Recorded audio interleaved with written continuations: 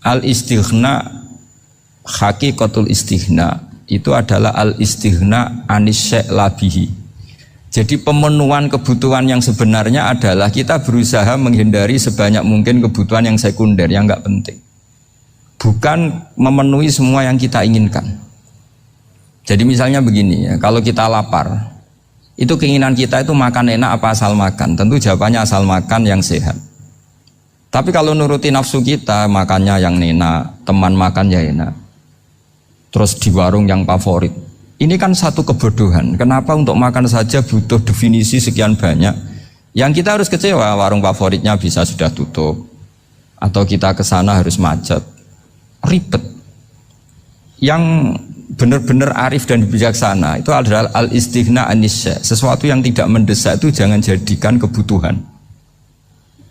Sehingga kalau kita puasa misalnya, semua makanan itu enak karena kita sangat lapar. Sehingga Abul Qasim Al-Junaidi ketika ditanya, ma'idamu to'am, lauk makanan itu apa? Jawabannya lucu, alju, lapar. Kalau kamu lapar ya semuanya enak. Ini sudah mulai hilang. Kita bilang makan enak itu ya sate, ya gulai, ya pizza yang kita senang. Akhirnya apa? Untuk nikmati nikmatnya Allah itu kita jadi ribet. Apalagi yang orang-orang fasik harus ditemani perempuan yang tidak halal misalnya, atau harus ada ajudan, ribet.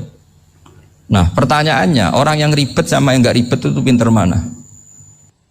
Pinter yang gak ribet. Nah ini kearifan-kearifan yang mulai hilang. Lalu siapa yang bisa mewarisi itu? Ya ulama. Jadi ulama itu cara berpikir sebenarnya simple. Makanya mereka sering kalau tahajud itu, di antara makalah Sayyidina Ali paling terkenal dan yang menjadikan beliau punya derajat yang luar biasa itu adalah kafani izzan an takuna li robban wa kafani fakhran an akuna laka abdan. Ya Allah, saya ini sudah begitu mulia, begitu terhormat dan sangat-sangat terhormat karena yang menjadi Tuhan itu Engkau. Jadi rumus pertama itu karena menjadi Tuhan itu Engkau. Hanya Tuhan yang abadi, Tuhan yang pertama, hanya Tuhan yang al-awwal. Coba ya Allah, kalau saya ini punya Tuhan Fir'aun, punya Tuhan mati jadi tontonan lagi, itu kerennya di mana coba? Andai kan kita punya Tuhan Fir'aun, atau punya Tuhan yang asal usulnya manusia, apapun hebatnya manusia itu, kita punya Tuhan manusia itu. Tuhan yang lapar, yang kalau nggak makan mungkin pingsan, mungkin bisa kena COVID, nanti Tuhannya diisolasi. Kayak apa?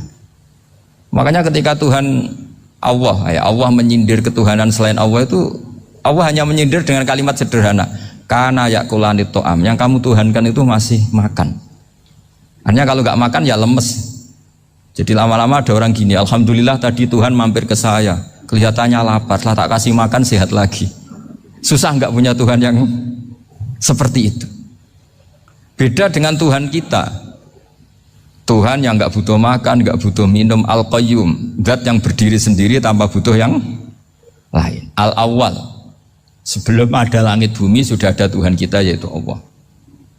Bandingkan dengan Tuhan-Tuhan yang dipertuhan yang lain, yang adanya setelah bumi, misalnya Fir'aun dan sebagainya. Sehingga Sayyidina Ali pertama jadi kebanggaan apa? Kafani izzan antakuna li robban. Saya ini keren betul karena punya Tuhan yaitu Engkau. Tuhan yang lahul asma'ul husna, Tuhan yang semuanya punya kebaikan, punya keabadian, punya keagungan. Terus wa kafani fakhron an akuna laka abdan, dan saya bangga sekali karena saya menjadi hambamu. Kalau saya jadi hambanya Pak Rektor ribet kan, sudah tak hormati ternyata nanti tidak rektor, ya kan ribet kan. Terus pokoknya ribet, jadi budaknya manusia itu ribet. Makanya ada seorang wali datang ke temannya yang jadi presiden atau jadi raja. Datang ke situ karena tidak punya uang, mau minta uang karena temannya raja. Setelah sampai sana ternyata temannya ini karena orang soleh pas berdoa, ya Allah saya minta ini, minta ini, minta ini. Terus si wali tadi pulang. Tanya, kenapa kamu pulang? Ternyata dia sama, masih minta-minta kayak saya. Jadi sederhana dia. Sama-sama minta kamu, minta zat yang kamu mintain katanya. Jadi dulu itu orang itu sebegitu dekat dengan Allah. Sehingga si raja ini terus ketemu wali tadi tanya, kenapa kamu menyepelekan saya padahal sekarang saya raja. Terus ditanya sama wali tadi, karena temannya, Kalau kamu di padang pasir tidak bisa minum dan harus minum 1 gelas, dengan ongkos kamu harus mengasihkan semua kerajaan kamu demi minuman itu. Pilih mana, minuman apa tetap jadi raja? Ya saya milih bisa minum. Saya tidak raja tetap hidup, tapi kalau nggak minum mati. Bagaimana Anda bangga dengan satu kerajaan sing la yusawi kak samain, yang tidak sama dengan segelas air? Jadi artinya terus mereka melihat jadi raja itu ya biasa, jadi presiden biasa, jadi rektor biasa. Karena mereka biasa berlogika, hakikatul izzah itu ya at-taqarrub ila Allah, yang benar-benar terhormat itu ya dekat dengan Allah. Begitu seterusnya mereka bikin paradok-paradok yang aneh, tapi itu menjadi pelajaran. Bapak saya Ki Nur Salim itu senang baca anekdot Nasiruddin Koja. Itu kalau bikin orang-orang aneh, itu dia datang ke satu pesta pakai baju lusuh, pakai sarung lusuh atau celana lusuh, sama Sohibul Bait yang punya acara dibiarin. Setelah dibiarin dia pulang pakai jas, pakai dasi, pokoknya keren. Dihormatin, pakai alpat, pokoknya dihormatin. Silakan. Pas dia disuruh minum, minumannya itu disokkan saja ke sakunya. Jas, kamu harus minum yang banyak, karena kamu yang dihormati, bukan saya. Terus makanan ya semuanya diletakkan di saku, ada yang apa, ayo kamu makan yang banyak. Alpatnya juga gitu, dikasih sate apa, ayo kamu makan yang banyak. Mereka tidak melihat saya, melihat kamu. Akhirnya orang satu pesta itu istighfar semua, berarti kita ini salah.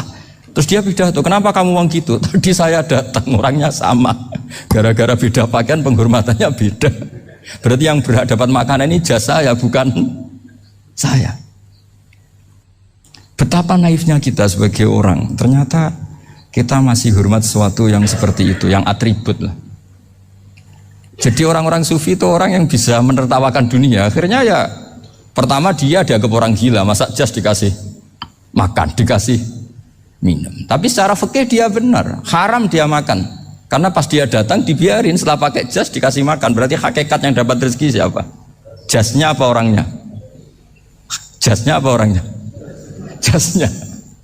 Jadi itu orang-orang sufi, kearifan orang-orang dulu itu bisa ngelola hal-hal yang keseharian menjadi luar biasa. Ada seorang wali melihat istrinya makan 1 piring, anaknya makan 1 piring. Ditanya, kalian kenyang? Wah, kenyang sekali. Melihat anaknya minum kopi 1 cingkir, senang. Kalian senang sekali. Wah, kalau senang dengan hal-hal yang murah bisa, ngapain harus senang dengan hal-hal yang mewah? Bodoh sekali saya. Sehingga terus mereka bisa qanaah. Qanaah itu ya hidup itu simpel, sederhana. Jadi tentu saya tidak akan ngomong yang muluk-muluk, selain itu tidak bidang saya juga apa ya. Kita ini butuh obat di kondisi Covid seperti ini, butuh kesederhanaan, butuh apa ya, istighna tadi. Kita harus istighna billah an ghairillah. Jadi sudah cukup bahwa Allah ini segalanya. Sehingga tadi saya dengarin himnenya Unisula, yang paling saya kagum adalah dimulai dengan kalimat-kalimat thayyibah. Di antara tugas suci Nabi Ibrahim dan semua Nabi adalah wa ja'alaha kalimatam baqiyatan fi aqibi. Nabi Ibrahim itu Nabi yang diberi gelar Allah. Dia adalah Nabi yang menjadikan kalimat tauhid itu kalimat yang abadi. Fi aqibi, di anak turunnya, di semua generasinya. Baik anak turun karena gen maupun karena pembinaan, karena pendidikan. Ini penting sekali saya utarakan karena apa? Satu kehidupan itu sebenarnya digerakkan oleh kata-kata, oleh mutu kalau orang bahasa modern. Sehingga banyak ulama mengatakan al-ibarat kutun li'ailatil mustami'in, bahwa redaksi atau moto atau pegangan hidup itu penggerak kehidupan. Sehingga sebetulnya manusia itu digerakkan oleh kalimah-kalimah itu, oleh moto-moto itu, oleh prinsip-prinsip hidup itu. Misalnya orang Palestina itu tiap hari ke pasar gitu. Mereka ke laut gitu. Ditanya, kenapa tidak takut tembak Israel? Jawabannya lucu. Kena tembak ya mati, enggak makan ya mati, enggak kerja ya mati. Ya sudah, sama-sama mati ya, mendingan aktivitas normal. Tapi saya tidak menyarankan itu untuk melawan COVID. Ini cerita saja. Kamu jangan provokator itu. Karena ini wilayah sensitif. Jadi banyak orang yang poligami, kalau ditanya alasannya gitu, istri 1 ya cerewet, 2 ya cerewet, mendingan 4. Ya banyak ya gitu. Tapi ada yang kebalikan, istri satu cerewet saja hampir jantungan, apalagi 4, tinggal matinya kan gitu. Itu semua yang menggerakkan itu kalimat. Kalimat itu satu pegangan. Banyak orang loh yang nggak ingin jadi rektor tuh banyak loh Pak Bejo. Jangan kira semua dosen ingin jadi rektor. Melihat rektor sibuk rapat, mempertahankan reputasi Unisula, terus sering pegang kepala. Ngapain repot-repot? Jadi tukang sapu aja dapat gaji, ngopi, rokokan, selesai. Bodoh amat jadi rektor, mikir orang banyak. Banyak loh orang yang gak ingin jadi presiden tuh banyak. Karena ngopi nyaman, gak ada yang ganggu. Mau tidur sampai jam 9 siang juga gak ada yang ganggu. Sehingga mereka melihat pegawai negeri itu gak keren, orang kok diatur jam, disiplin. Itu memang cara Allah membagi rahmat. Mau kamu apakan coba? Cara syukurnya dia seperti itu. Bapak saya dulu tuh sering ngajarin saya, diajak jalan-jalan pagi-pagi. Melihat orang ngopi, makan uduk itu bapak seneng. Kok enak jadi wong awam. Ngene esuk-esuk nyemak bocah kesel kabeh kono enak ngopi rokokan. Bapak kadang iri sama orang awam itu iri. Sudah gitu berharap masuk surga kan enak sudah gitu. Tahu-tahu mati, tidak tahu ke surga apa ke neraka ya tidak tahu. Jadi nah orang dulu itu orang yang bisa mensederhanakan dunia. Sehingga ya sudah, cara bahagia. Makanya saya, alhamdulillah saya ini kerjasama sama UII, sama beberapa kampus. Memang amdan itu sengaja. Kampus itu ya punya sistem yang nggak bisa mewakili sistem kiai.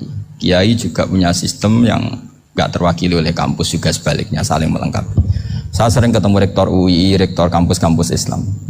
Mereka cerita, Gus pendidikan pondok harusnya dimodernkan gini-gini. Saya bilang, kalau pondok modern kayak kampus itu nanti saya ketemu Allah tidak bisa jawab. Kenapa Gus? Saya beri contoh gini. Kalau misalnya perempuan perawan lah atau apa saja, namanya perempuan, mau tanya tentang menstruasi atau haid. Kalau semuanya sistem kampus, dia harus kuliah dulu, registrasi dulu, kuliah dulu, bayar dulu, dan dapat jawabannya nunggu mata kuliah pas itu. Bandingkan kalau sistem pondok, saya tuh sering ke pasar sama anak saya dicegat sama ibu-ibu. Gus, anak saya ngalami gini-gini, keluar darah terus menerus, nggak 6 hari tapi 1 bulan penuh. Itu hukumnya apa Gus ya? Nanti saya mau sowan ke jenengan. Nggak usah sowan, di sini aja. Ya sudah, sebelum mengeluarkan darah yang rutin seperti itu biasanya haidnya berapa hari? 6 hari ya sudah ikut yang 6 hari, yang lainnya istikhadah. Ngoten tok Gus, ya udah ya. Begitu terus di masalah udhiyah Pak. Ya coba kalau semuanya pakai sistem kampus, daftar dulu, bayar dulu. Jadi ini nggak ada jawabannya, nunggu mata kuliah itu, baru dapat jawaban. Itu biasa nggak sholat bertahun-tahun karena belum ada jawaban tentang itu. Nah itu kalau misalnya orang mati, tahunya cara apa memulasara jenazah itu nunggu kuliah dulu, pas mata pelajaran itu dulu, baru menangani orang mati. Berarti orang mati itu tergeledak semua. Tapi kalau kiai kan enggak. Kesini orang mati terbakar, kalau dimandiin malah badannya copot-copot, itu gimana hukumnya? Ini ada orang mati Gus Kendat, ini disolati apa enggak? Ada orang mati apa itu oplosan ya kan? Itu disolati enggak? So sering ditanya gitu. Gak usah registrasi Pak Rektor, gak usah registrasi, gak usah daftar, gak usah seminar. Makanya kalau orang kampus wani kiai itu ya kualat tenan gitu, karena ini yang on time ya. Tapi pondok seperti saya ya ikrar seikrar-ikrarnya. Pentingnya kampus karena melatih efisiensi waktu, disiplin, tata kelola manajemen sehingga kita hormat. Tapi tadi kita harus saling melengkapi sehingga saya tunjukkan ke publik bahwa saya hormat sekali sama polisi, sama tentara. Coba kita bisa apa ngadepi bandar narkoba kalau enggak polisi? Bisa apa coba menjaga NKRI kalau enggak tentara? Begitu juga ya sudahlah kita memang fa inna yadallahi ma'al jamaah, kita berkah itu kalau bersama-sama, tidak bisa kita sendiri. Nah lalu orang kayak saya itu ya beberapa kali sebetulnya saya itu ditawanin jadi doktor honoris causa apa. Kekhawatiran saya satu Pak Bejo, takut pas gak punya uang, itu dokter gak ada duit kan gak pantas gitu. Jadi repot gitu, daripada beban lah sudah lah, gak usah dokter. Jadi kalau gak punya uang ya pantas, terus kalau ngebis ya pantas. Suatu saat kalau mati gak ada yang hadir ya pantas, enggak dokter gitu. Kalau sudah dokter kok masuk neraka, kayaknya apalagi rektor kampus Islam kok masuk neraka itu kan Kok kayak agak pas itu. Misalnya rektor Unisiola ditanya Mungkar Nakir, nggak bisa kan kayak gimana gitu. Makanya harus sering ngaji saya supaya agak malu di depan Mungkar Nakir. Masa rektor ditanya Mungkar Nakir nggak bisa. Harus berani bentak. Ini saya rektor loh Pak Mungkar Nakir. Masa kalau wali-wali dulu berani. Masyhur di cerita wali-wali ditanya Marabbuka manabuka. Saya ini guru tauhid. Kok kamu tanya Marabbuka manabuka yang ngelotok? Kamu tidak pernah ngaji, enak aja tanya. Jadi wali-wali itu ya rileks ngadepi mungkin. Saya yakin rileks wali di Bang Pak Rektor. Saya yakin itu. Karena wali itu lebih dekat Allah. Sehingga orang dulu itu saya ulang lagi ya. Ada satu kearifan namanya hidup itu apa? Hidup itu adalah cari sebanyak mungkin supaya hidup itu tidak tergantung pada banyak hal. Sehingga misalnya cara berpikir orang-orang modern itu sebenarnya banyak orang-orang ilmuwan yang nggak ngagumi Amerika. Bukan karena angkuh ndak. Untuk mempertahankan kebesaran negara sebesar itu, kebutuhan listriknya besar, kebutuhan tentaranya besar, kebutuhan apa. Sementara negara kayak Venezuela atau Swiss kebutuhannya ada banyak. Pertanyaannya, yang tergantung dengan banyak hal sama yang tidak tergantung banyak hal, itu pinter mana? Kalau dibalik pertanyaannya gitu, negara-negara maju itu tidak keren kalau dibalik pertanyaannya. Orang yang untuk mempertahankan eksistensinya banyak, butuh banyak hal, dengan yang tidak butuh banyak hal, itu pinter mana? Orang yang bahagianya nunggu jadi dokter, nunggu jadi kiai besar, kiai viral, dengan orang yang bahagia cukup dengan ngopi, itu pinter mana? Tapi kalau dibalik pertanyaannya, orang yang tahunya nikmat hanya kopi, dengan nikmat yang banyak, pinter mana? Makanya Mbah Mun tuh kalau guyon itu lucu. Aku iku sakake ambek wong desa sing mlebu swarga. Saya dulu eskal mlebu swarga kok disakeni. Akhirnya beliau memberi penjelasan. Wong desa iku roe pakanan enak, iku mau kopi mbek uduk. Lah swarga iku mau nuruti sing dikarepno. Akhirnya wis mau mangan, wis ngopi, nguduk, ngopi ora roh pakanan liyane ku ora roh. Nasi mandi yo ora roh, pizza yo ora roh apa-apa. Terus saya bilang, wah lah niku nak nganti selera tentang wanita cantik. Iku juga sederhana. Rodok pesek ya wis cantik, rodok ireng ya wis. Apa bidadarinya seperti itu karena saking enggak pengalamannya.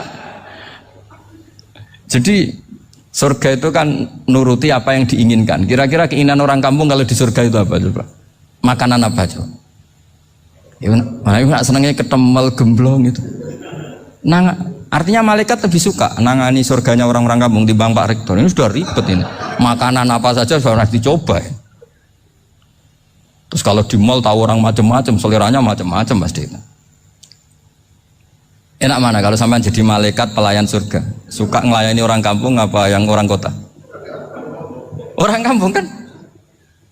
Jadi ya itu guyon ya, guyon tapi itu menjadi pikiran kita bahwa orang yang banyak kebutuhan itu sebetulnya banyak kebodohannya karena menggantungkan kebahagiaannya dengan banyak hal. Makanya Imam Syafi'i ngendikan istighna itu apa? Al istighna anisya'i. Yang dikatakan kecukupan adalah berusaha sebanyak mungkin banyak hal tidak kamu butuhkan. Bukan memenuhi semua kebutuhan kamu karena nafsu kamu ini tidak ada batasnya gitu. Kalau kamu penuhin nggak akan selesai. Itu ada perempuan yang kurang cantik itu minta doa saya, Gus doain suami saya kaya, terus tak guyonin, terus nggak minta. Kalau suami kamu kaya, yang pertama dirubah itu apa? Rumah supaya rumah saya bagus. Kedua apa? Mobil supaya mobil saya bagus. Nanti yang dievaluasi itu kamu. Mobil bagus, Alphard, rumah mewah, istrinya kamu pasti itu dievaluasi. Langsung nggak usah sudah gini aja kan. Jadi pertama yang dievaluasi itu kaya itu coba kalau suami kaya itu yang dievaluasi pertama rumah ya, rumah ganti. Setelah itu apa? Mobil. Kira-kira berikutnya akhirnya sudah nggak jadi. Nabi Ibrahim itu pernah minta umur panjang, keren umur panjang. Sama Allah nggak dijawab. Datang orang tua gitu mertamu ke Nabi Ibrahim, terus disuguhi dikasih kurma. Apa itu? Kok kurma apa? Anggur yang sudah matang sekali, sudah dimakan. Setelah dimakan meler keluar lagi, dimakan lagi meler lagi. Terus Nabi Ibrahim masuk lagi ke kamar. Ya Allah, doanya tak cancel. Nanti kalau saya tua kayak itu. Jadi Allah itu gak jawab langsung tapi ngirimkan itu. Akhirnya ya Allah gak jadi. Nanti takut itu. Saya pernah ngalami jadi kiai tadi, ada ibu-ibu ya kurang ya agak pati cantik lah. Suaminya tuh miskin sekali. Minta doa saya supaya kaya. Bareng tak kasih pertimbangan itu, udah enggak usah, enggak jadi. Jadi itu kearifan. Tapi kearifan ini harus kita tanamkan. Saya enggak bisa membayangkan Indonesia yang besar ini andai kan enggak ada qanaah. Nerimo ing pantum. Coba sekarang ada Covid. Andai kan Indonesia tuh kayak Perancis. Saya beberapa kali punya tamu orang yang hidup lama di Perancis, bahkan dapat istri orang Perancis. Itu dulu gak begitu mencintai Indonesia. Tapi setelah di Perancis 2 tahun, wah Indonesia hebat. Di Perancis itu kata dia kalau cerita, semua kebutuhan masyarakat itu dibebankan ke negara. Apa saja minta negara, apa saja nyoal negara. Sementara Indonesia, coba kalau Indonesia mengalami seperti ini kok tidak ada qanaah rimo ing pantum, bisa kios Indonesia. Orang miskin nyalahkan negara, kelaparan nyalahkan negara, apa saja. Tapi barokahnya dididik kiai, jogeman nyalahno wong liya. Urip pun romo ing pandum, diame. Sampai gak ngerti kalau Covid. Banyak tuh orang-orang kampung itu, orang lugu-lugu itu. Mbah niki saking Covid, salam ning Covid, muga-muga umure panjang. Dikira Covid itu nama orang yang ahli sosial itu. Mbak niki dana saking Covid. Matur nuwun sampekno salamku muga-muga umur panjang. Bingung kan yang nganterin ini. Ini gimana yang mau menjelaskan? Memang enggak paham. Ribet kan. Tapi saya pastikan bahwa dengan keadaan seperti ini kita bahagia, kita stabil, itu jelas barokahnya kalimah tadi, moto tadi atau pegangan hidup tadi. Makanya disebut al-ibarat qutun li'ailatil mustami'in, bahwa redaksi atau kata-kata atau pegangan atau filosofi hidup apalah namanya itu adalah penyemangat. Karena kata-kata ini memang luar biasa. Ketika sahabat perang demi kebenaran, zaman itu ya pasti benar karena yang dibela Nabi. Dulu itu kan enak zaman Nabi, yang dibela mesti benarnya, musuhnya mesti salahnya. Sehingga dulu itu memang harus tegas. Kalau sekarang mau tegas gimana? Yang kamu bela tidak mesti benar, musuhnya tidak mesti salah. Ribet kan kalau misalnya saya tukaran sama Pak Rektor, kamu mau bela mana kan bingung. Saya tidak mesti benar, saya tidak Nabi. Pak Rektor apalagi nggak mesti benar lagi kan? Ribet kan?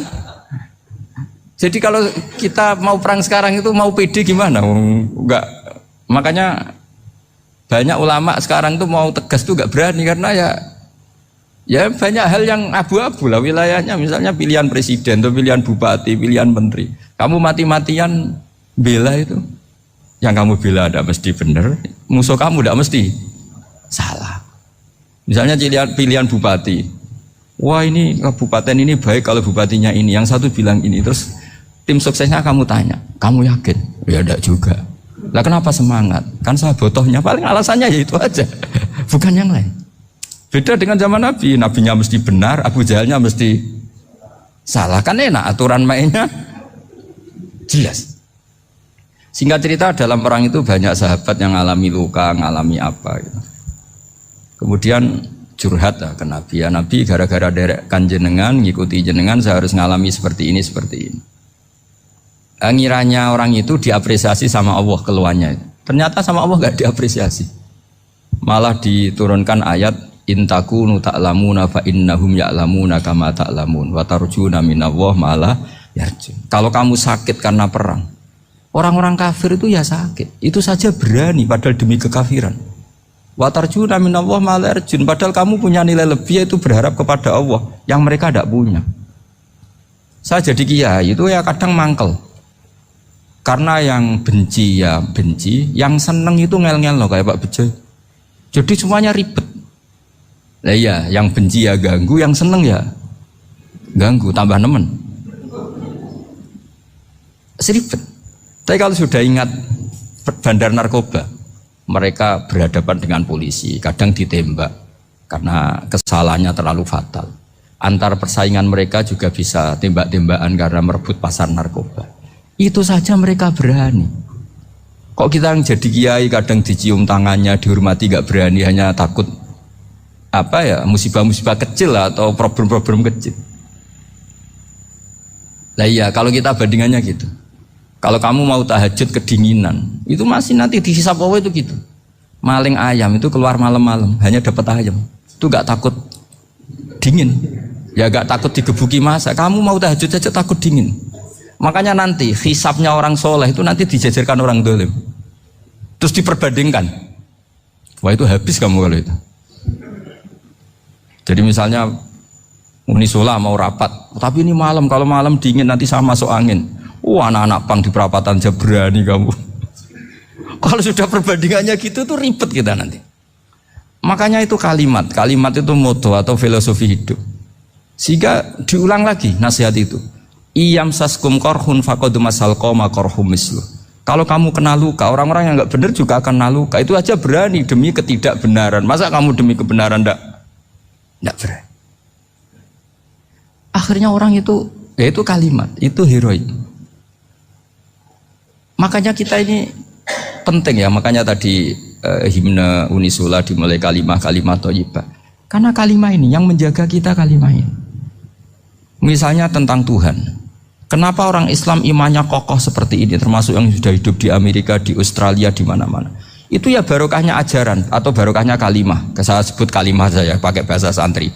Karena la ilaha illallah itu dalam tradisi santri disebut kalimatu haqqin alaiha nahya wa alaiha namut wa alaiha nub'ats. Ada yang riwayat wa biha nub'ats insyaallah taala minal aminin.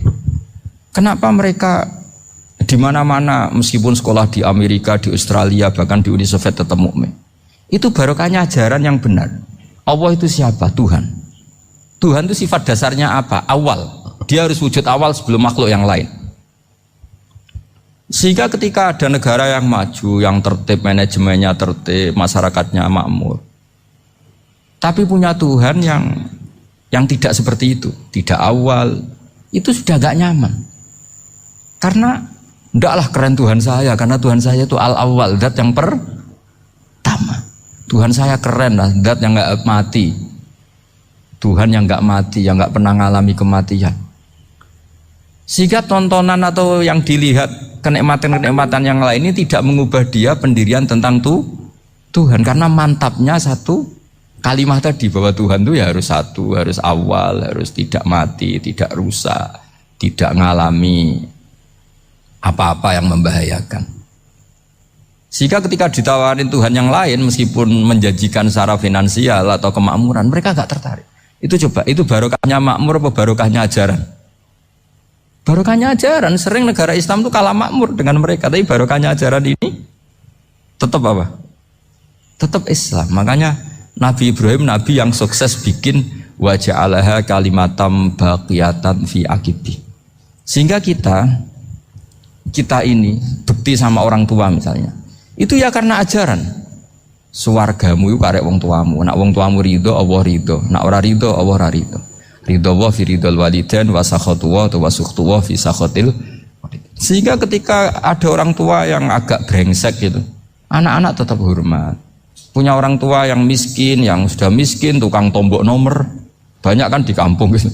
Ya tetap hormat. Coba kalau dari awal kita ngajari orang tua kamu hormati ya, kalau baik, kalau tidak usah. Bisa geger Indonesia. Tapi barokahnya ajaran-ajaran itu Indonesia tertib karena ada ajaran. Nah ini di sini pesantren dan Unisula semua harus berkontribusi membuat ajaran yang benar itu adalah ciri utama Islam. Sehingga Islam ini dimulai dengan ajaran kalimatu haqqin alaiha nahya wa alaiha namut.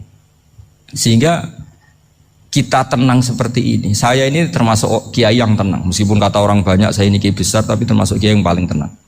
Termasuk yang paling tenang. Karena saya ini pakai mazhab orang-orang hebat. Saya berkali-kali cerita, orang kayak Imam Syafi'i itu orang yang luar biasa. Saya berkali-kali cerita, orang yang tadi nyium tangan kamu ya Imam Syafi'i, di belakang tuh ngerasani kamu, menghujat kamu. Jawabannya enak saja. Berarti saya alhamdulillah orang yang wibawa. Buktinya di depan saya nggak berani. Jadi enteng saja. Diceritain sebagian kampung, sebagian separuh dari warga kamu itu nggak suka kamu. Ya bagus lah nggak suka saya, nggak akan utang duit saya. Di mana-mana orang utang itu karena teman dekat. Kalau gak seneng pasti minimal ndak utang, ndak pinjem mobil, gak pinjem apa. Berkah mana yang seneng sama yang gede?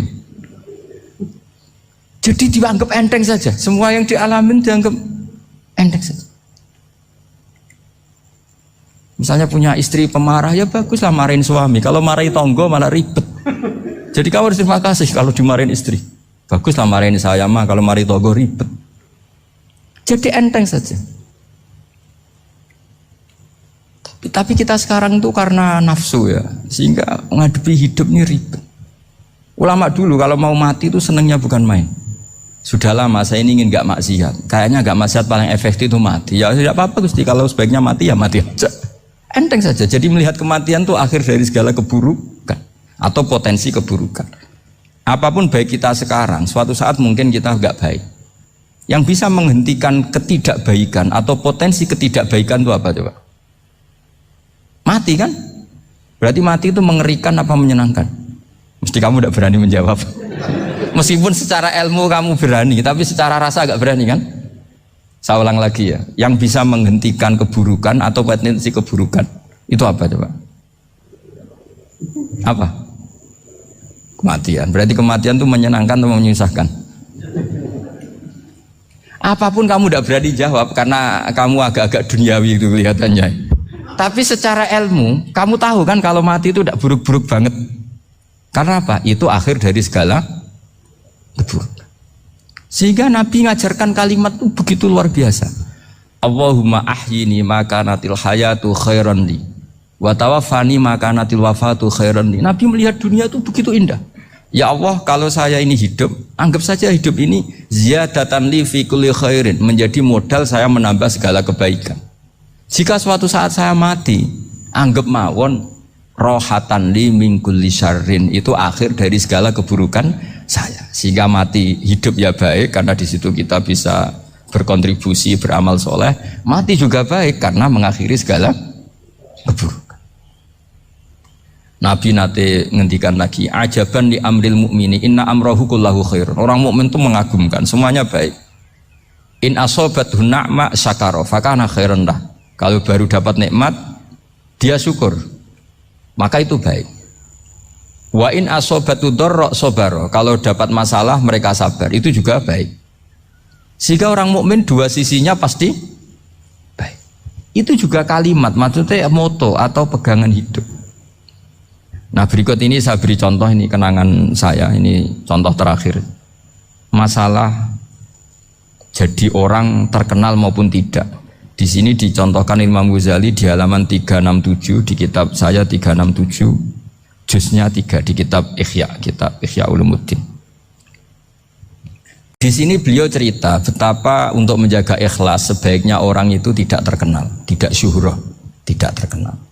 Oke, itu kita sepakat ya, karena kalau terkenal mungkin orang dipaksa publik dengan tanda kutip untuk selalu berbuat baik, tapi karena jaim lah, jaga image atau apa. Tapi ketika dibalik pertanyaannya, kamu rela yang terkenal itu orang nggak benar, sementara yang orang benar itu nggak terkenal.